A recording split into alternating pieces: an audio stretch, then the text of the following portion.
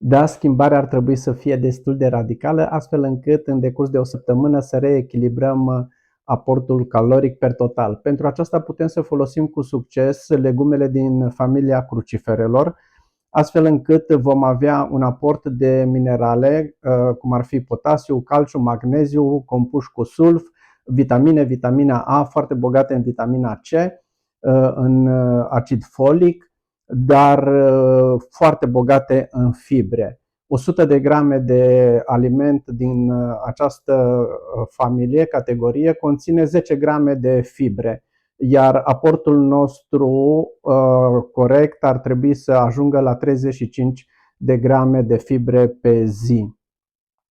Din familia cruciferelor fac parte varza albă, varza roșie, varza de Bruxelles, varza cale, brocoli, conopida, gulia, ridichia, rucola, hreanul și napul și năsturelul de baltă. Eu am ales pentru astăzi o ciorbă de varză care are și un efect laxativ ușor, ne dă sațietate și ne satisface senzația de foame. Ar trebui să servim din această familie cam 5 porții pe săptămână pentru o dietă echilibrată.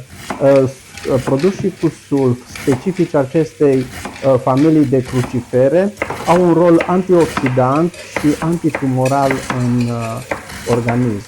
Folosiți-le cu încredere. Sunt foarte sărace în calorii și foarte bogate pentru sănătate.